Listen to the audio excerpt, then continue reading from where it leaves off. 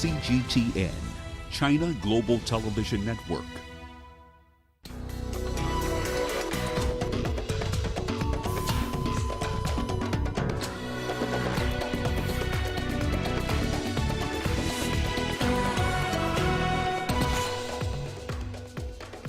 Mass COVID-19 vaccinations begins for priority groups in China. South Africa targets to conduct 1,000 trial vaccines. And Niger to hold second round of presidential votes next month. Welcome to Africa Live. As always, great to have you with us. I'm Richard Nta, live in Nairobi. And for those of you joining us from across the continent and around the globe, we thank you for joining us. Let's take a look at other stories making headlines this hour. More reactions as Africa's largest trade market finally gets operational. And coming up in sports, we speak to veteran Kenya Ports Authority volleyball player James Nta. Once again, welcome to Africa Live. So good to have you with us. I'm Richard Nta. Let's begin in China, where mass vaccinations for COVID-19 has begun for priority groups. Workers at a cold chain food processing company in Shandong province were among the first recipients. Emergency use vaccinations will be given to 9 key groups before the Spring Festival in February. They include cold storage workers, people going abroad, transport workers, medical personnel, social workers, and custom officers. Vaccinations for lower priority groups will start after the Spring Festival holiday period. Well, even as countries around the world begin vaccinating their populations, vaccine trials are still continuing. Pharmaceutical companies are engaging in testing to supplement vaccines already in mass production. South Africa is currently testing several vaccines. Angela Coppola brings us more. A company in Johannesburg has completed the vaccines of one trial and is awaiting the outcome. The second trial is currently underway and will be completed in February. The plan is to conduct 1,000 trial vaccines. One of the biggest challenges we have is the hesitancy from a lot of people regarding vaccines, because vaccines does have a bad reputation in some countries. Patients and potential patients don't like needles, and the long-term side effects of the vaccine remain unknown at this stage. I'm a bit scared because it's an emergency, but I'm going to take it because I want to protect myself and my around it. There's a misconception that the COVID vaccine will cure people with COVID, but it's not the case. The vaccine that we are using does not contain a live virus. That's very important for the public to know in terms of safety of this virus. It actually contains a protein that we are injecting into the patients, and this protein is meant to work against patients getting infected. Vaccine trials are an important ingredient to finding the solution for this global pandemic. In South Africa, however, we're only going to see the vaccine probably towards the end of April. I'm Angelo Coppola for CGTN in Johannesburg, South Africa. China is emerging as a crucial partner in Africa's quest to vaccinate people around the continent against COVID-19. Kenya has followed in the footsteps of Morocco and Egypt by ordering Chinese-manufactured jabs. CGTN's Enoch Sokolia reports on Kenya's efforts to secure vaccines for its citizens. The scramble for COVID-19 vaccines is taking shape even as countries globally enter a new phase in the pandemic response, that of vaccination. The race to inoculate millions of citizens with the life-saving jabs is on around the world. But Africa is lagging behind. Hopes of vaccines early enough have dimmed, with rich economies having already purchased millions of vials from Western producers. African countries have been pushed to the tail of the queue. But African countries such as Kenya have already smelt the coffee and are increasingly looking elsewhere to guarantee supply of COVID-19 vaccines. Even as you talk about the Oxford, the AstraZeneca vaccine, we are also negotiating with the others as well, including the Sinopharm in China. We are looking at the Pfizer's. We are looking at all the other vaccines that have been approved. Kenya was waiting for a vaccine to be delivered through the COVAX facility, a WHO-led project working largely with Western manufacturers. But as reported by Kenya Star newspaper, President Uhuru Kenyatta ordered the Ministry of Health to extend the search far east. The decision also welcomes the testing of a Chinese COVID-19 vaccine in Kenya. In Africa, only Morocco and Egypt are testing a Chinese vaccine candidate. The decision was made because the toll of coronavirus in Kenya is worsening. We will not be relying only on one type of vaccine. The ideal thing to do is to use several so that you can increase also the chances of a higher efficacy. Kenya believes that the timely supply of affordable and effective vials will not only cushion lives from the disease, but more significantly ameliorate the biting economic impact of COVID-19. I'm cognizant of the fact that health interventions are critical to our fight against COVID-19. Kenya is targeting to vaccinate at least 30% of the population at a cost of $110 million and has singled out priority groups. We start with the healthcare workers because those are the first line. As soon as the first line workers, and the first line includes even people like the police, the healthcare workers, the teachers who are in schools, students and so on. So we have got a system which we have issued. China appears to be the ultimate go-to place for Africa and developing countries in Asia and Latin America. Now, there are a number of reasons that makes Beijing a partner of choice in the global COVID-19 vaccine economics. The Chinese vaccine presents itself as being relatively affordable compared to Western alternatives. This makes sense for Africa at a time of unprecedented financial pressure. China has demonstrated its commitment to stand with Africa in the fight against the virus since the outbreak. Chinese experts were seconded to the continent to provide on-ground support to over 40 countries. This was followed by massive donations of essential commodities ranging from face masks, ventilators, testing kits, protective clothing, and medicines. Chinese leader Xi Jinping has from time to time reiterated the need for targeted international support that can enable developing economies to overcome the pandemic afflictions. Enoxikolia, CGTN, Nairobi, Kenya. In Niger, the ruling party candidate Bazoum has won the first round of the presidential elections, but with just over 39% of the vote, he fell short of the 50% needed to claim outright victory.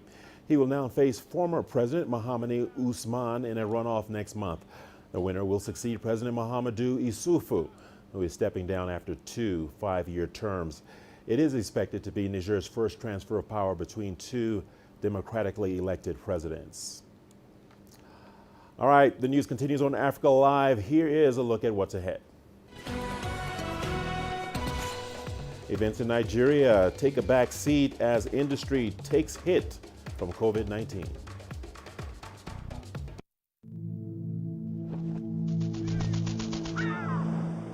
How will your world change today? What happens here? What happens there? Or what you make happen for yourself? If it matters to you, it matters to us too. Your stories are the stories that need to be told. Africa Live. Find your voice.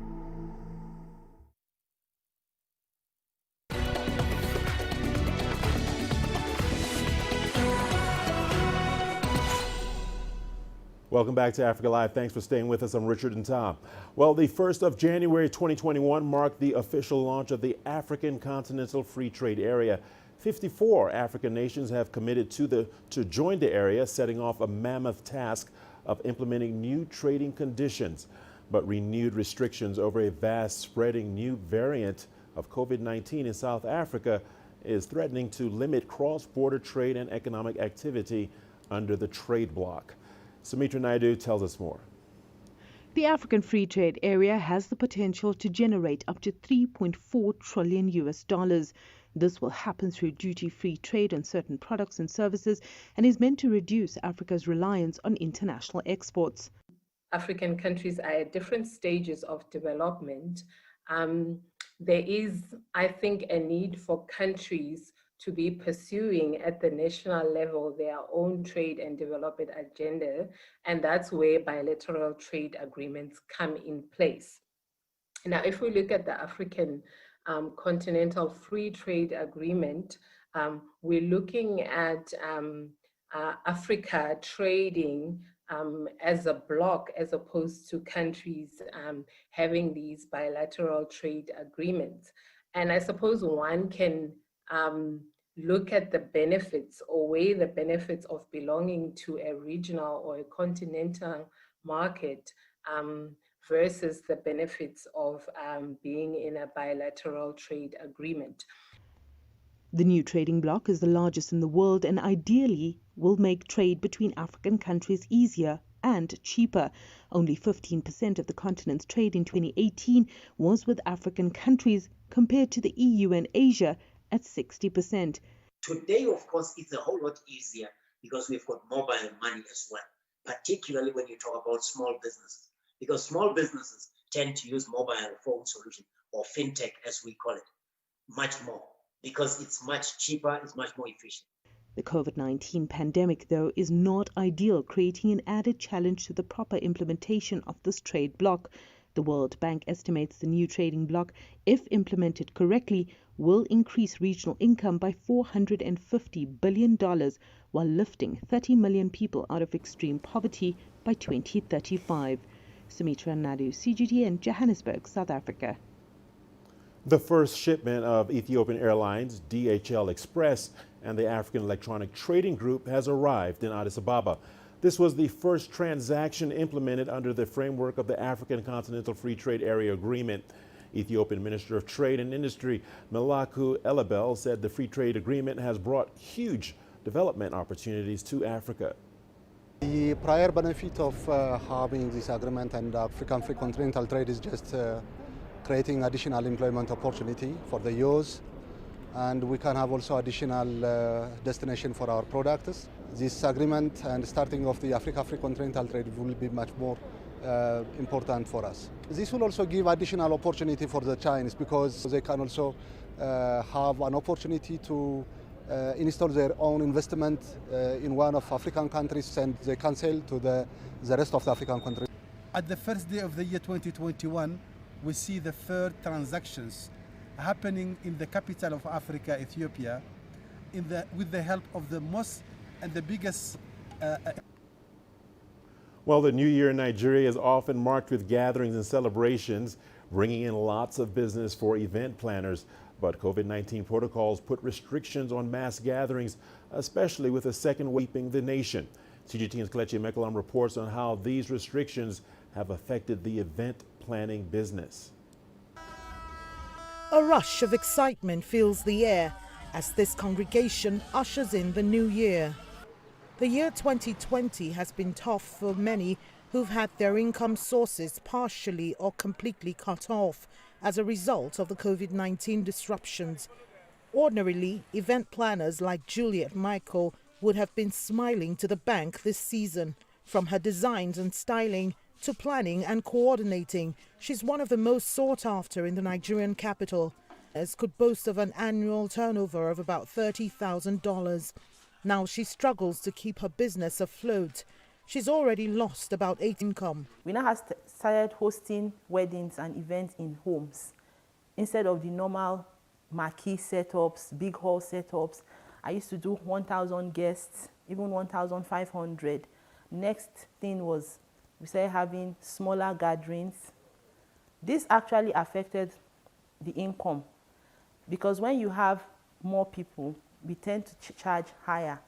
By the time we are having a small number of guests, you would not want to charge so high because at the end of the day, it looks like you are trying to rip somebody off. So that really has affected our business in a very negative manner. Before COVID, my profit turnover was about 8 million to 10 million in a year. I could boast of that.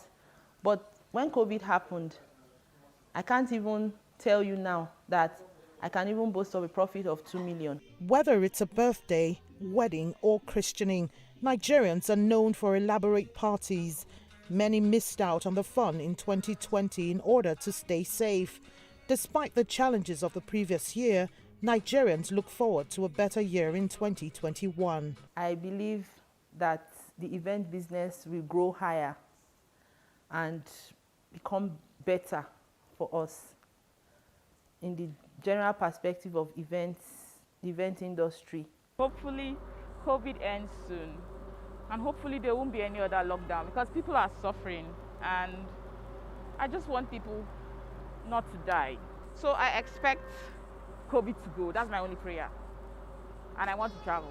I would say that I'm looking forward to doing things that I couldn't do because the year was coming to an end. A lot of offices you could not access because they are closing for the year. So yeah, I'm just looking forward to doing those things and going to those offices and meeting those people that I should have met. Dubbed one of the most extravagant in the world, Nigeria's event sector rakes in about $50 billion annually. That's according to statistics from the Association of Professional Party Organizers and Event Managers. Although there are no official figures on revenue losses, the event industry was one of the worst hit by the COVID-19 lockdown. The government has continued to place various forms of restrictions in order to stop the spread of the virus. But industry players remain hopeful that the sector would bounce back in 2021 should the second wave of the coronavirus be curbed. Kelechi Emekalam, CGTN Abuja, Nigeria. Sudan has for the first time in its history submitted a film for the Academy Awards. You Will Die at 20 is a feature debut by Sudanese director Amjad Abu El Ayla. The movie was produced by a consortium of European and Egyptian companies. It is also the first film for Mustafa Shahata, the young protagonist in the movie. Here is Adel El Maroui with that story. You will die at 20. 5 shocking words that define the life of a young Sudanese kid. Growing up in a highly religious area, the character Muzammil receives this prophecy which sinks his whole life in misery, waiting for his death. He becomes stigmatized until he decides to rebel. I was looking for the story that I can reflect on it, what I want to say about the relation between the one person, the citizen, and all the authorities around him. Authorities here, I mean the religious authorities, the society, the family authority, and it just happened that the revolution, it was like on our mind, all of us. So this relation that we talked about it, it just became real by the revolution. The timing of the movie has served it well. Its release in 2019 coincided with a period of unprecedented social and political change in Sudan. The film has since received awards from the top international and regional film festivals. Among them is the award for Best Debut Feature at last year's Venice Film Festival.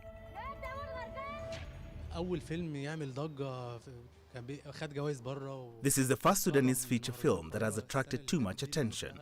It has won international awards and it was honored at the Cairo International Film Festival last year. All the Sudanese audiences were astonished that there is such a popular Sudanese film which they did not know anything about at home. We've been screening it for 8 months and it's still bringing us good revenue. The film is an adaptation of the Sudanese short story Sleeping at the Foot of the Mountain. You Will Die at 20 is only the 8th Sudanese feature film on record. It is also the first ever Sudanese entry for the foreign film nominations at this year's Academy Awards. Unfortunately though, it is not available to the public in Sudan. The film doesn't screen in Sudan yet, actually. Not because the government doesn't want, because we don't have cinemas to screen the film. With Egyptian co-producers, the film has been seeing a lot of appeal here. أول مرة يعني أخوض تجربة إن أنا أحضر فيلم I've never seen a Sudanese movie before. It was a great experience. The title was very attractive to me. It has excellent ratings. It is internationally recognized. So I was very curious to see how well it was acted, how good is the screenwriting is. It was a window into Sudanese culture. They are our neighbors, but I knew little about their daily lives. I was very happy with the movie.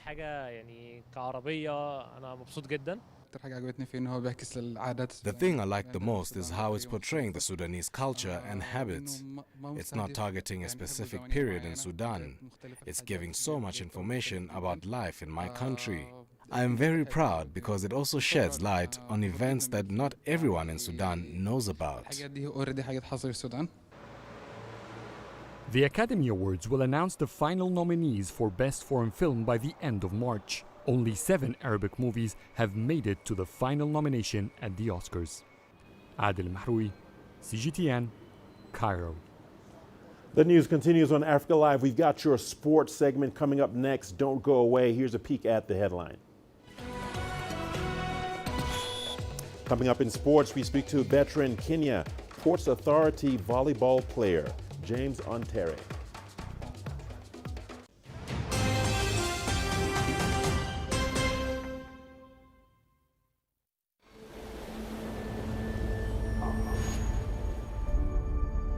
How would you create your legend? On the fields, on the tracks, in the arenas of Africa. Were you born to be a player? Could this moment be yours?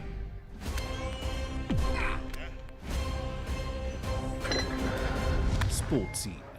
Find your game.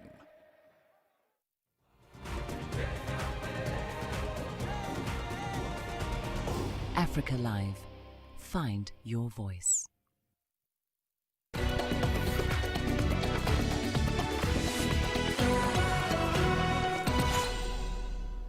Welcome into Sport on Africa Live. The coronavirus pandemic put on hold the dreams of many sports persons across the world, such as Kenya's James Nta.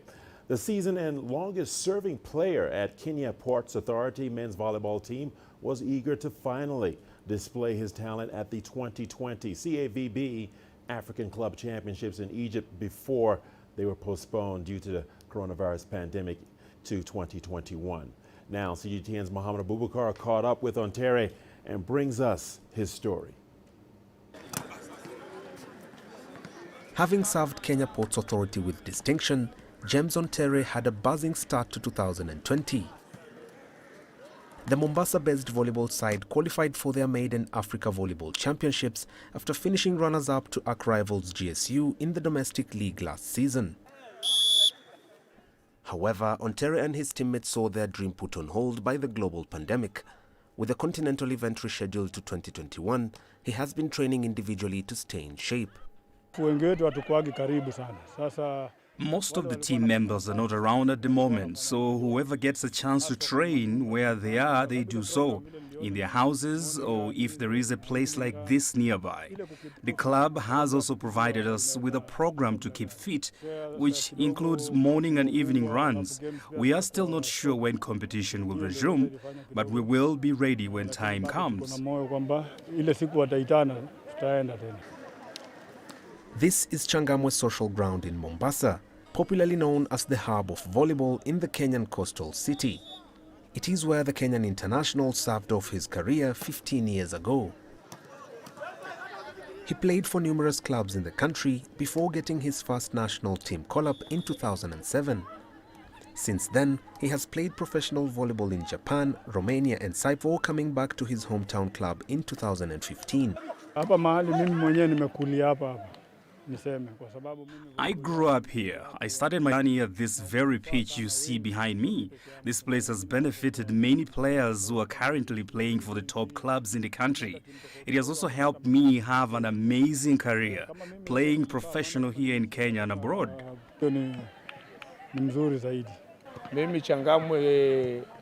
I've been here in Changamwe since 1985, played and now coaching.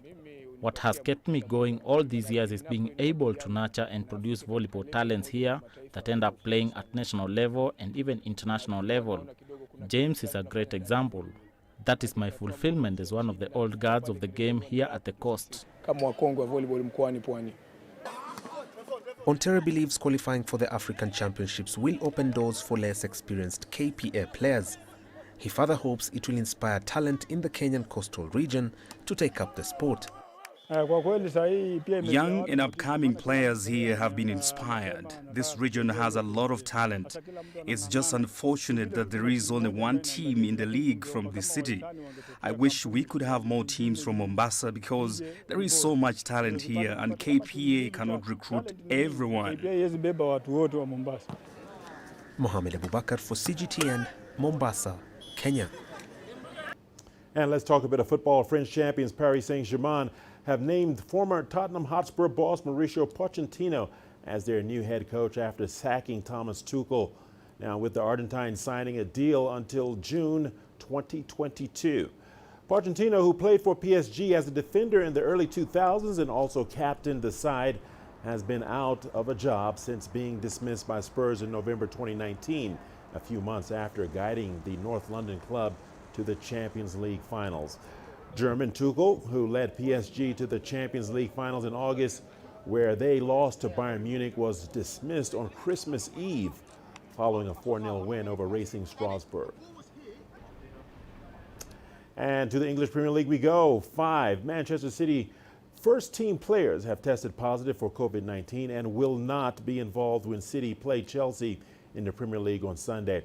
Speaking to the press on Friday, City manager Pep Guardiola said a surge in infections at the club among players and staff forced them to lodge a request with the Premier League to postpone Monday's game at Everton.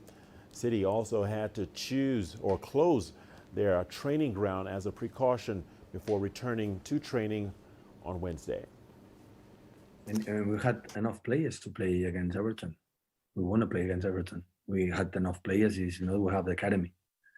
It's just for the day of the game, they were released for the Premier League 3 more cases after a few days. Before it was 4 cases, and the virus was inside in our centrum, and we informed to the Premier League. Personally, I called Carlo Ancelotti to announce the situation because we could play. But what happened if we travel with the couch and more players happen?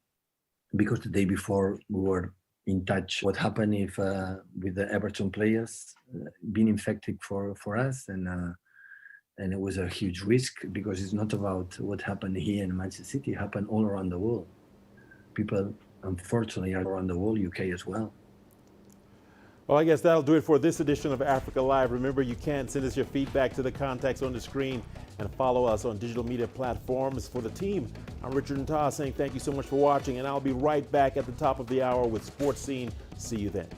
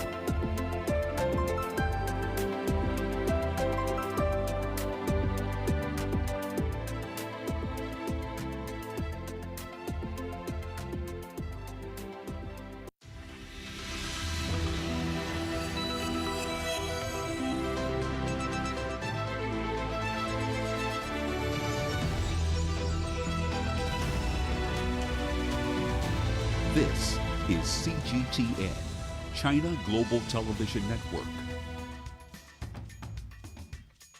In January 2012, the African Union adopted a decision to establish the African Continental Free Trade Area, or the CFTA.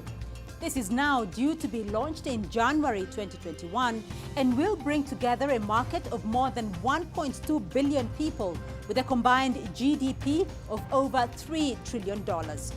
It aims to create a single continental marketplace for goods and services with free movement of business people, investments and capital.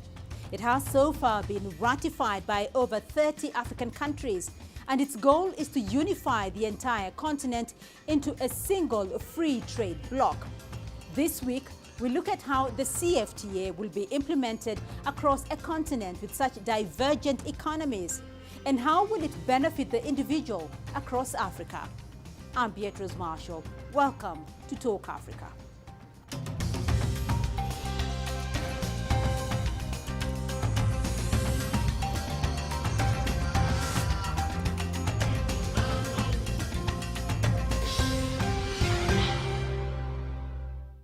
Now, even though the COVID-19 pandemic delayed the implementation of the African Continental Free Trade Area, it's now set to kick off in January 2021. But how is it actually hoped it will change intra-Africa trade? My colleague Nabil Ahmed Rufai brings us more from Accra. It's a landmark achievement, the African Continental Free Trade Area, or AFCFTA, a trade deal covering a market of more than 1.2 billion people and up to $3 trillion in combined GDP. The Secretariat was commissioned in Accra in August and handed over to the African Union. It is fitting that the Secretariat will have its home here in Accra. Ghana is a historical trading center for gold, cocoa,